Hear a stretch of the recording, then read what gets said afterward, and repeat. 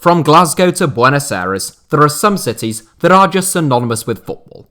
Here in England alone, you have passionately fought single-city rivalries such as the Manchester Derby, the Merseyside Derby, and the Steel City Derby. Meanwhile, London has so many clubs that the city can accommodate North, South, East, and West London derbies. It's a similar story across much of the globe, and after watching Argentina's two biggest clubs, River Plate and Boca Juniors, both get dumped out of the Copa Libertadores at the semi-final stage on Wednesday, I had a light bulb moment. Or just a video idea, I shouldn't get too carried away, for a video pondering which city would have the best combined 11 if you were able to draw upon the best players playing for any club in the city in question. Originally, I thought I'd take a look at the 7 strongest candidates, what with this being HITC Sevens and all, but it was very difficult to pick a single 7th city. The 6 that stood out to me are Madrid, Liverpool, Manchester, London, Milan and Rome. Meanwhile, that 7th spot could have gone to any of the likes of Seville, Sao Paulo, Buenos Aires, Glasgow, Istanbul, Lisbon, Moscow, Rome, Mexico City, and many more. I should point out that I'm talking about a current combined 11 of players playing in the city right now, not of all time, otherwise clearly multiple South American cities would feature. If there's still time, I'll try to squeak in some consideration for which city would have the best all-time combined 11 at the end. I'm going to quickly go through the 11s of our 6 key cities and then put it to you as to which is the strongest. And we start with Madrid. The Spanish capital of Madrid is a city that has a special connection with football. There are 9 professional teams from the metropolitan area, 3 of whom currently compete in La Liga, and a further 4 who are currently slogging it out in the Segunda Division, including promotion hopefuls Leganes and Rayo Vallecano. Madrid's 2 best-known teams are, of course, Real Madrid and Atletico Madrid, both bona fide giants of the Spanish game.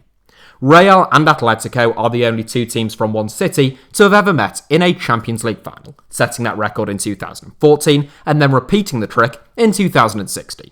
Real Madrid won on both occasions.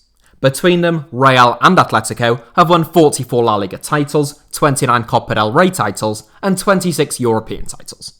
Rather cruelly, in my eyes at least, Real Madrid still dominate my current combined Madrid 11, despite the fact that Atletico currently sit top of the La Liga table with 2 games in hand, and look well poised to win only their 2nd league title this millennium. Between the sticks, I think Jan Oblak is the best goalkeeper in the world, so he starts ahead of even a resurgent Thibaut Courtois, who was excellent last season.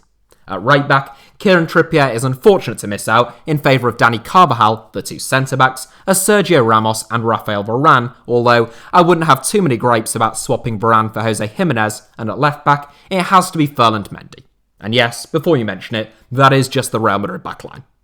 The midfield 3 presented some painstaking selection dilemmas, but in the end I went for Casemiro at the base of a diamond with Luka Modric and Marcus Llorente ahead of him. You could make a case for Sol, Koke and obviously Toni Kroos, but the 3 I selected have all been excellent this season, so with little to split them, I thought that was fair enough. In the number 10 position, I've gone for Eden Hazard, despite his obvious struggles in Madrid, and I wouldn't be too averse to playing Llorente in a more advanced role instead of Hazard and playing any of Sol, Koke or Kroos in the middle of the park. But Hazard is immensely talented, even if we haven't seen it often enough in the Spanish capital. And lastly, up front, I've partnered Karim Benzema and Luis Suarez, 2 veterans of the game these days, but 2 of the finest centre-forwards of their generation, and both of whom are still proving their class this season. From Madrid, we head next to Liverpool, and I should point out that the order in which I'm covering the city's combined 11s is of no relevance at all. Liverpool's 19 top-flight league titles is the 2nd most in English football, meanwhile Everton's tally of 9 puts them 4th in English football's all-time rankings. Of course, Liverpool are both currently and historically the more dominant of the 2 Merseyside clubs, but Everton would certainly be well represented in an all-time combined Liverpool 11. At this moment in time though, you won't be particularly surprised to see that the Reds are looking quite dominant. In goal, naturally Alisson starts ahead of Jordan Pickford. The back 4 is Liverpool's back 4, with the exception of Michael Keane, who partners Virgil van Dijk at centre-back, having been so formidable ever since Carlo Ancelotti's arrival. An honourable mention goes to Luca Digne, who is excellent, but can't quite dislodge Andy Robertson at the time of recording.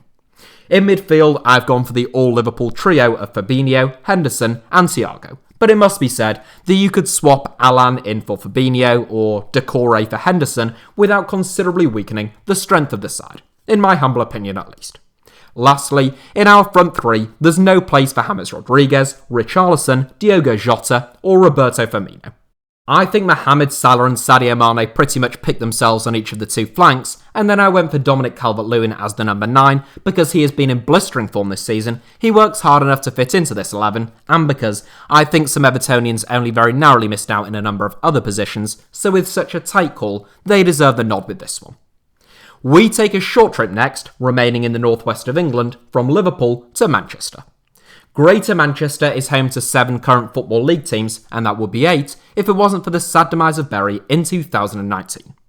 The two big Manchester clubs are particularly competitive at this moment in time, both gunning for the Premier League title, and for the first time since Alex Ferguson's retirement, Manchester United look like genuine candidates. For most of my lifetime, Man City would do well to sneak a single inclusion into a combined Manchester 11. Meanwhile, if I had made this video only 2 or 3 years ago, those roles would have been reversed, with only 1 or 2 Manchester United players featuring at best. But let's see what we've come up with for the here and now. In goal, I think Ederson deservedly starts ahead of either Dean Henderson or David De Gea. Right back was a tough choice, but I've gone for Joao Cancelo, just ahead of Aaron Wan-Bissaka. The two centre-backs are Ruben Dias and Harry Maguire. Meanwhile, Aymeric Laporte slots in at left-back, where he has done a very capable job in the past. It's a solid, if a little unimaginative and uneventful backline, in truth. Our majestic Manchester-based midfield 3 reads Fernandinho, Kevin De Bruyne, and Bruno Fernandes, which naturally means there's no place for the likes of Rodri, Paul Pogba, or Ilkay Gundogan. The front 3 was yet again the trickiest area of the pitch, in my eyes at least.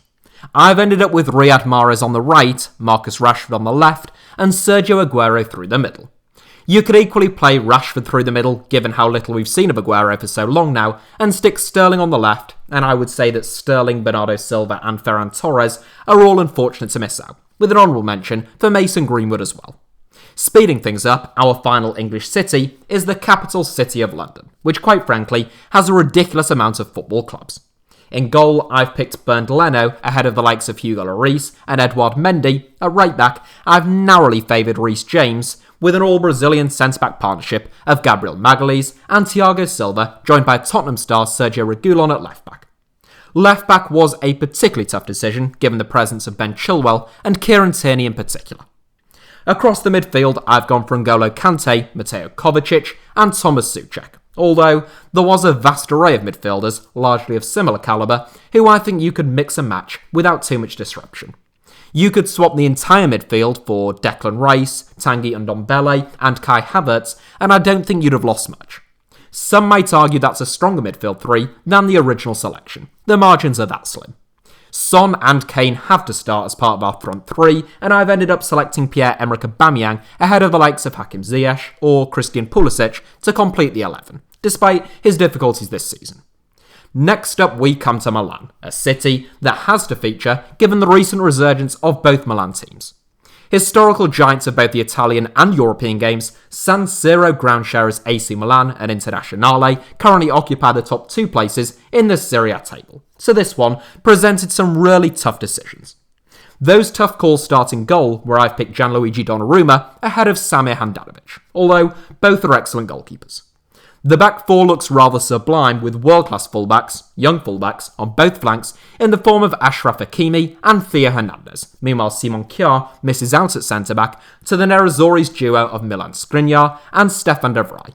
As you can see, I have opted for the rather unorthodox sort of 4-2-2-2 formation, utilising the strength of the 2 fullbacks going forward, and also trying to accommodate as many of both teams' talented central midfield players as possible. The deepest of the quartet are Frank Kessié and Marcelo Brozovic, who would offer immense protection to our back line, whilst providing real oomph in our midfield engine room. Ahead of them, we have Italian international Nicolo Barella, who is joined by Hakan Çalhanoğlu, who has been absolutely sublime this season. Barella is a box-to-box midfielder with a work rate that is almost unmatched in the Italian game. Meanwhile, Çalhanoğlu's real talents obviously lie in the final third, creating chances and scoring the odd wonder goal. That formidable, albeit very narrow midfield, along with our 2 fullbacks, would be supplying a daunting strike partnership of Romelu Lukaku and Zlatan Ibrahimovic. Between them, they have averaged 1.3 goals per 90 minutes in Serie A this season. And finally, our last full inclusions brings us to the Italian capital of Rome, and 2 bitter rivals, Roma and Lazio. Two incredibly evenly matched rivals, Lazio have won 16 trophies historically, in comparison to Roma's 15, although it is Roma who lead Lazio in the current Serie A table. Unsurprisingly, the city's combined 11 sees both sides well represented.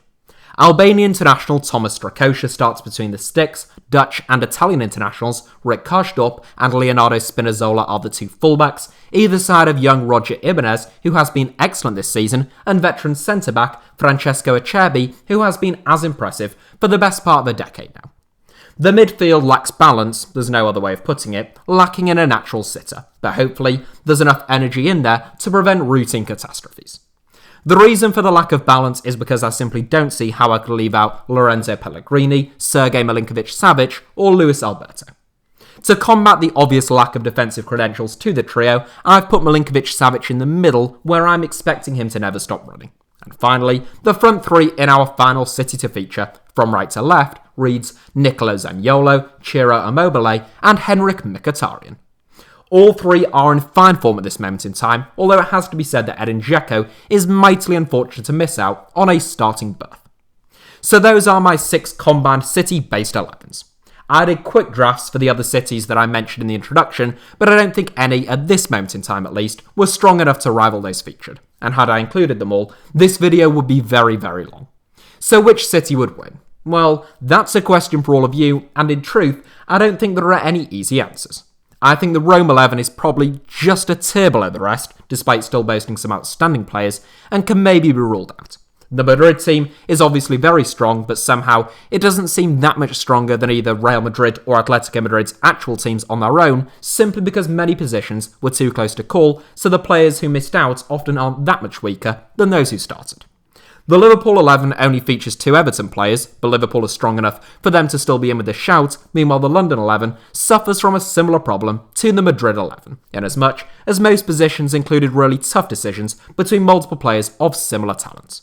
You could argue, I think, that the combined London 11 isn't that much stronger than Tottenham or Chelsea's actual starting 11s. The Manchester 11 has excellent balance, a mouth-watering combination of Bruno Fernandes and Kevin De Bruyne in midfield, and a ridiculously strong bench. And of course, the strength of the Milan team's defence, twinned with their athleticism and intelligence in midfield, and the sheer goal-scoring capabilities of their 2 centre-forwards, means that I wouldn't rule them out against anyone. On reflection, I haven't really answered the question, have I? I think it's a tough call, but if I had to pick one, I'd just edge towards the Manchester 11, I think. But like I say, there's very little to split at least 5 of them. A quick word for if every city could name an all-time 11. The South American cities of Sao Paulo, Rio de Janeiro and Buenos Aires could all name legends from 1 to 11, as could all of the cities that featured in this video and more for that matter. Although a few, such as Manchester and Madrid, do end up being quite lopsided in favour of a single team from that city. I think the pick of the bunch, though, in terms of talent and an even split between multiple clubs, might just be Milan. This is the combined 11 that I came up with for Milan, with Walter Zenga in goal, a back 4 of Giuseppe Bergomi, Franco Baresi, Paolo Maldini, Giacinto Facchetti, an attacking midfield diamond composed of Luis Suarez, Gianni Rivera, Sandro Mazzola, and Giuseppe Meazza, and a strike partnership of Gunnar Nordahl and Ronaldo. You know it's a pretty special 11 when the likes of Javier Zanetti, Nils Liedholm, Alessandro Costacurta, Marco van Basten, Ruud Gullit, Frank Rijkaard, Andrei Shevchenko, Andrea Pirlo, Jose Altafini, Kaká, Lothar Matthäus, and Christian Vieri miss out, among many others of course. Anyhow, I shall leave it there, and more importantly, leave it with you to let us know which city's combined 11 you think would come out on top, and what changes you would make to the 11s that I came up with. Thank you all as ever for tuning in. I hope that you enjoyed the video and would invite you to make mincemeat of the like button if that was the case. Make sure to subscribe and turn on notifications for HITC Sevens if you'd like to see more videos from me in the future, and you can also find me on Twitter and Instagram via the username @HITC Sevens on both, should you wish to do so.